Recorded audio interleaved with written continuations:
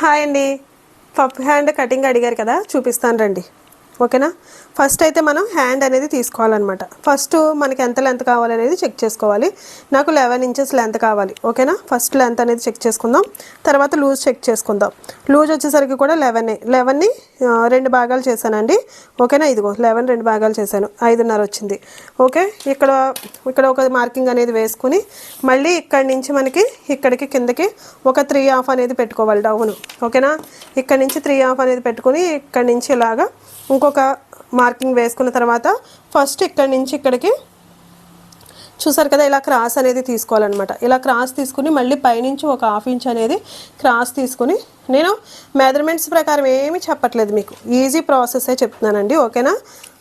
చూసారు కదా, ఫస్ట్ ఇలాగ ఒక క్రాస్ అనేది తీసుకున్న తర్వాత మళ్ళీ పైనుంచి ఒక 1/2 ఇంచ్ అనేది ఇలా రౌండ్ షేప్ అనేది తీసుకుని కర్వ్ షేప్ రావడం కోసం ఇప్పుడు మనకి లూజ్ ఎంత కావాలనేది చెక్ చేసుకోవాలన్నమాట.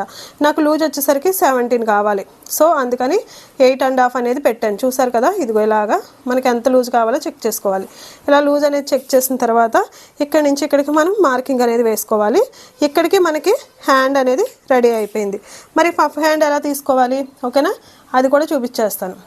ఇక్కడ నుంచి మనం ఎంతైనా పెట్టుకోవచ్చు అండి. మనకి కప్స్ అదే పైన వచ్చే పఫ్ ఎంత కావాలి అనే దాన్ని బట్టి పెట్టుకోవచ్చు అనమాట. ఇక్కడైతే నేను ఒక 3 ఇంచెస్ వరకే పెడుతున్నాను. ఓకేనా. 3 ఇంచెస్ పెట్టి ఇక్కడ నుంచి ఇక్కడికి 3.5 అనేది పెట్టుకున్నాం. ఓకేనా. ఇలా పెట్టి ఇక్కడ నుంచి ఇలా బాక్స్ అనేది డ్రా చేసుకున్న తర్వాత దీన్ని మళ్ళీ మనం ఇక్కడి నుంచి ఇలాగ ఇందులో కలిపేసుకోవాలి. ఓకేనా. నేను స్కేలు లేదు, అలాగే టేపు లేదు, ఏమీ లేదు, అంటే మెజర్మెంట్స్ గట్రా ఏమీ లేకుండా ఈజీ ప్రాసెస్ అనమాట. ఎవరైనా చేసుకోగలిగేటట్టు, అంటే ఒకవేళ మెజర్మెంట్స్ రాని వాళ్ళు కూడా ఈ కటింగ్ అనేది చేసుకునేటట్టుగా ఈజీగా పఫ్ హ్యాండ్ కటింగ్ అనేది మీకు చూపించాను. ఓకేనా.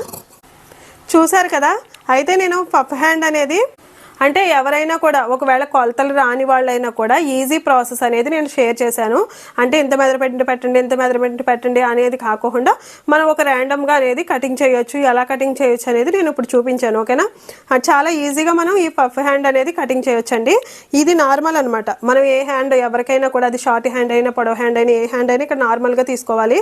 ఇక్కడ నుంచి వచ్చేసరికి మాత్రం 3.5 4 ఇంచెస్ కూడా అలా పెట్టుకోవచ్చండి.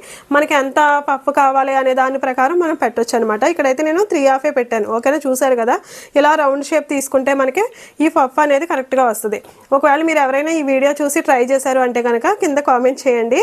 అలాగే ఇలాంటి టిప్స్ కావాలి అంటే నా ఛానల్ని ఫాలో అవ్వండి, లైక్ చేయండి. ఓకేనా. మీ ఫ్రెండ్స్కి ఫ్యామిలీ మెంబర్స్కి షేర్ చేయండి. Thank you.